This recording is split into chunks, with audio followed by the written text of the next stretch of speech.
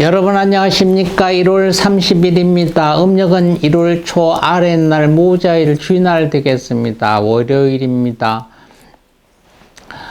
1년 중 벌써 30일 갔고요. 오늘 탄생하는 메쉬 메리 골드가 되겠습니다. 탄생성은 파티 클레드라고 하고요. 1월달 탄생성 가넷입니다. 탄생목은 노송나무가 되겠습니다.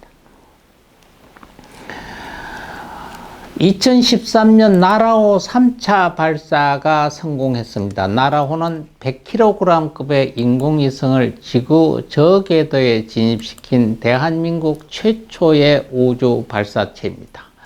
나라호를 즉 KSLV-1이라고 하는데 1단계 액체 엔진과 2단계 고체 킥 모터로 구성되는 2단형 발사체이고요.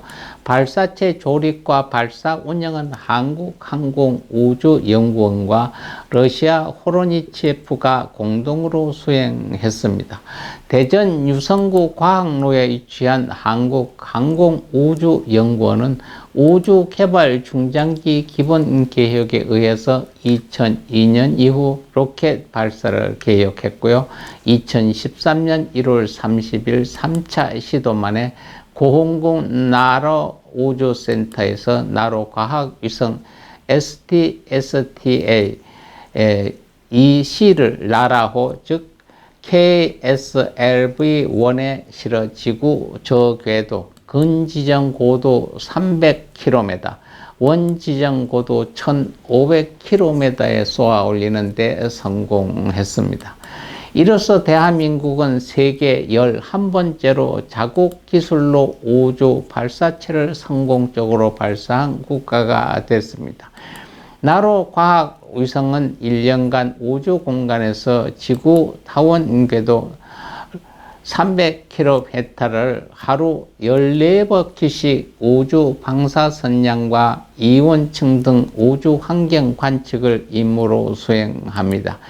관측 데이터는 태양 활동 극대기에 맞춰 우주 방사선팅 모델링, 우주 방사선이 우주 부품에 미치는 영향, 이원층이 통신 시스템에 미치는 영향 등을 연구하는 데 이용되고 있습니다.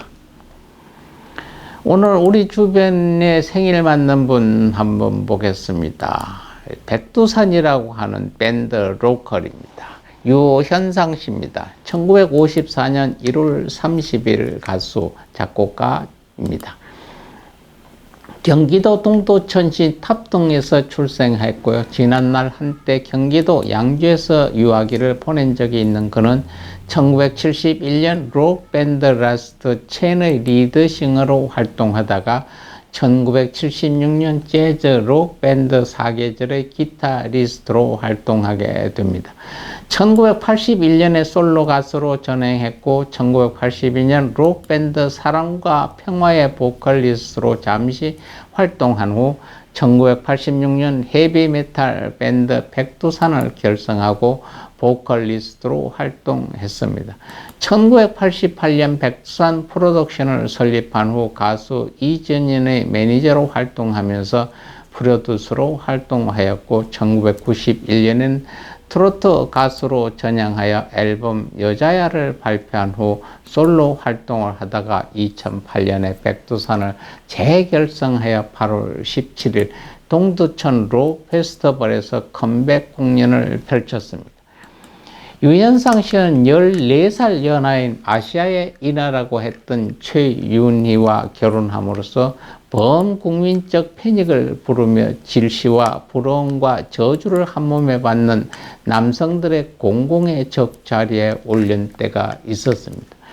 1982년 뉴델리 아시안게임 상관왕, 1986년 서울 아시안게임 수영 2관왕인 아시아의 인어 최윤희와의 결혼은 그야말로 쇼킹 그 자체로 백두산 이후로 사람들의 충격과 공포에 빠뜨리게 했습니다. 납치를 했다 하는 루머도 실존했고요. 워낙 스트레스가 심했는지 1991년 6월 6일 결혼식도 절에서 했습니다. 바로 봉선사에서 조용히 아무도 알리지 않고 결혼식을 올렸습니다. 아나운서에다 지금 연기자로 변신한 분입니다. 1965년 1월 30일 서울 동작구에서 태어난 오영실 씨입니다. 아버지 오희영과 어머니 천수임 사이에서 태어났고요. 1987년 KBS 공채 아나운서 15기로 아나운서 경력을 시작했고요. 가요탭 턴을 위시한 예능 프로그램은 물론 TV 유치원부터 9시 뉴스, 주말 앵커까지 아나운서가 할 수 있는 건 거의 모든 분야에서 활동했다고 보면 되겠습니다. 1997년 유아를 위해 퇴사한 뒤 프리랜서 아나운서로 활동을 했었습니다. 2008년 SBS 아내의 유혹에서 정하늘 역을 연기하면서 사실상 연기자로 전업했죠. 2010년 갑상선 암을 수술받고 완치됐고 이후에도 조연으로 꾸준히 활동 중입니다. 2010년대 중반부터 소처럼 일한다는 표현이 어색하지 않을 정도로 어마어마한 활동량을 자랑하고 있습니다. 특히 힘들기로 유명한 일일 드라마를 방송사를 교대해가면서 연속 출연하고 지금 또 모든 방송국에서 다니며 열심히 활동을 하고 있는 분입니다.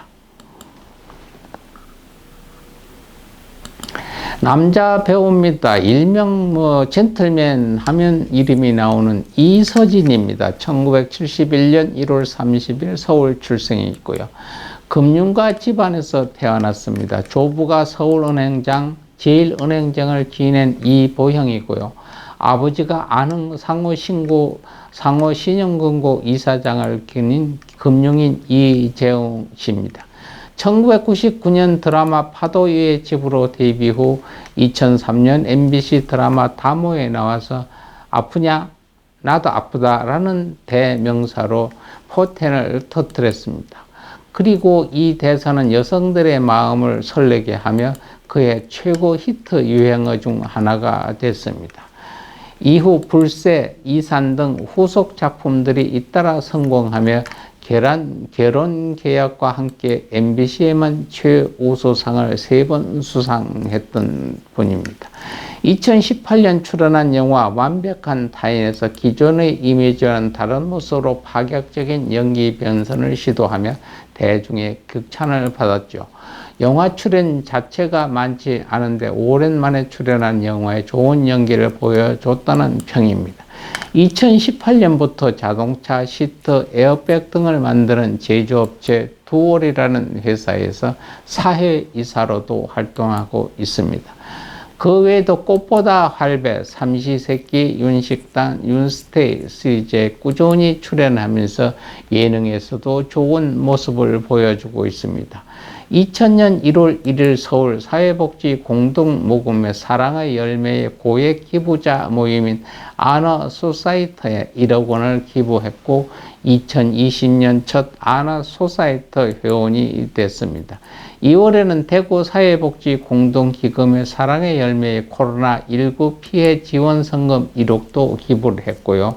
2021년 4월에 캐리어 에어컨 모델인 이서진은 회사 측과 함께 코로나19로 어려운 소상공인들에게 총 100대의 캐리어 공기 청소 청정기를 후원했던 분입니다. 쇼트트랙 선수입니다. 신석희입니다. 1997년 1월 30일 태어났죠. 2014년 동계올림픽에서 3000m 계주에서 금메달, 여자 1500m에서 은메달, 여자 1000m에서 동메달, 2018년 동계올림픽에서는 3000m 계주에서 다시 한번 금메달을 획득했죠.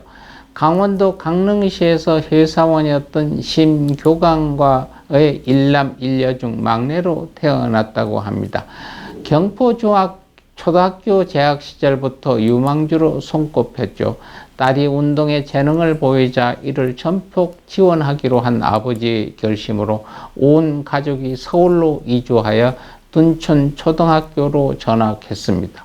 2019년 1월 9일 심석희는 코치 조재범에게 2014년부터 4년 동안 반복적으로 성폭행을 당했다며 경찰에 고소장을 접수했습니다.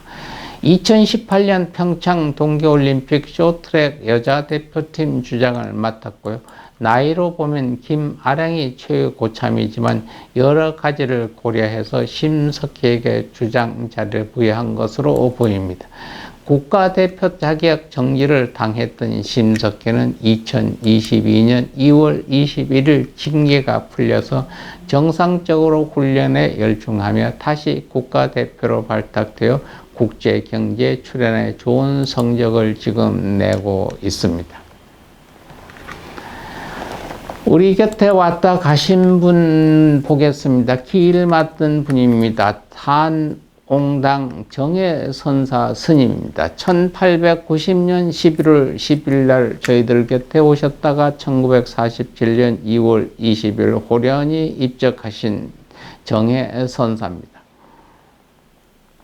비문에 따르면 경남 합천에서 태어난 정해선사는 1910년 12월 20일 해인사로 출계하 제산스님을 은사로 모시고 출가했고, 제산스님은 사명대사의 적손인 우송선사를 법을 이어받았고, 직지사 벽안당에서 17년 동안의 장자불화로 수행의 사표를 보인 수행제일의 조실이었습니다.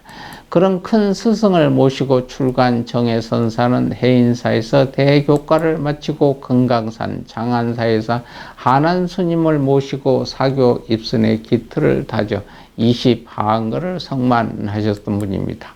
나라를 잃은 어려운 시기 정해선사는 항일 불교, 민족 불교의 거점이던 선악원에서도 활약을 했는데, 만해스님이 종종 설법자를 양보했다는 일화가 정해선사의 가풍을 가능케 하고 있습니다. 비문 중간에 특이한 이력이 있습니다. 스님의 교화 가운데 잠옷 이채로운 것은 연극을 통한 전법이었습니다. 1935년 9월부터 11월까지 스님은 조선불교 성극 순례단을 꾸려 대구를 시발로 김천, 상주, 경주, 포항, 예천, 안동, 울산, 초량, 김해, 밀양 등지를 순회하며 사막 7장의 불타의 일대기라는 연극을 공연한 바 있습니다. 이 공연에는 공초 오상순 선생이 함께 했으며 연극이 단지 허울만이 아니었음을 추측할 수 있는 것입니다. 성황을 잃었다는 것이죠. 신문기사가 빈말이 아님을 알 수 있습니다. 연극이 일상사처럼 가까워진 오늘에도 쉽게 손대지 못하는 일을 그 깜깜하던 시절의 실행에 옮긴 스님의 앞선 발걸음은 그저 놀라울 따름입니다. 1947년 2월 20일 열반에 드셨습니다. 세납은 57세, 법납은 37세가 됩니다. 1991년 1월 30일 전북 남원군에서 일어난 김보남 사건입니다. 전남 남원군 주천면 김보남 당시 30세 여성이었습니다. 이 여성은 9살 때 자신을 성폭행했던 송백권 당시 55세 남성을 살해한 사건입니다. 김보남은 자신이 9살 때 이웃집 아저씨인 송백권에게 성폭행을 당했습니다.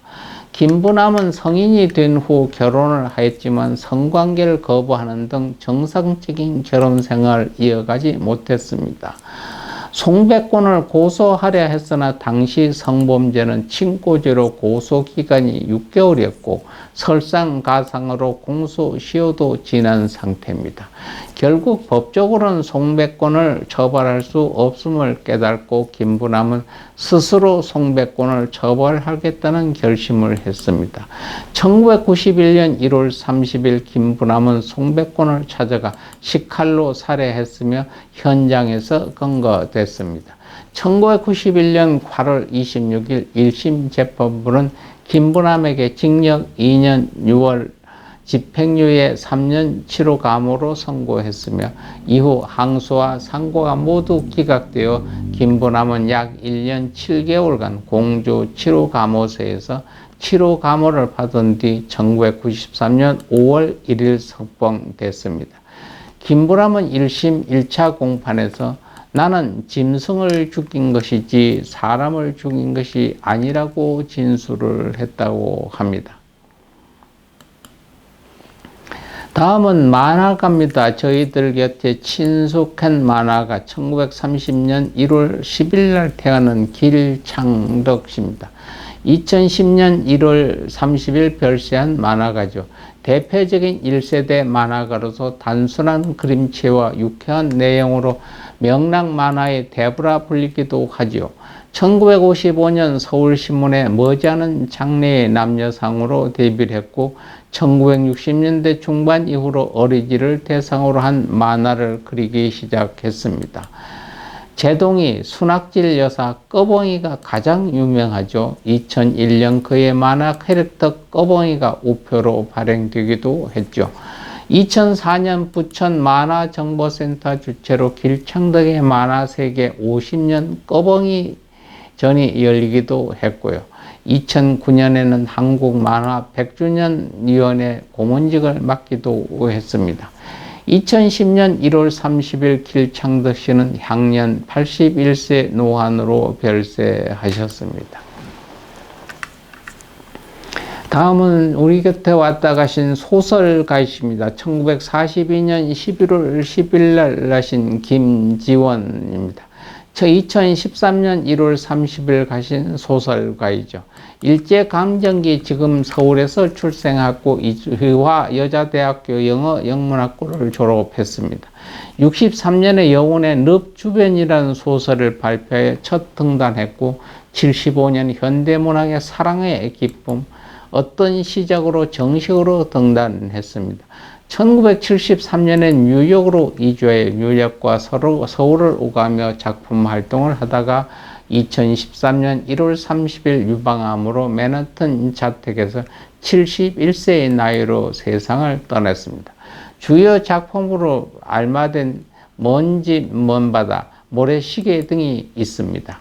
내부의 의식과 분위기 모세에 뛰어난 작가로 널리 알려져 있는 분입니다. 오늘 또 남은 시간 여러분들 아름답고 행복한 시간 되시고 건강한 모습으로 내일 또 여러분 뵙겠습니다. 감사합니다.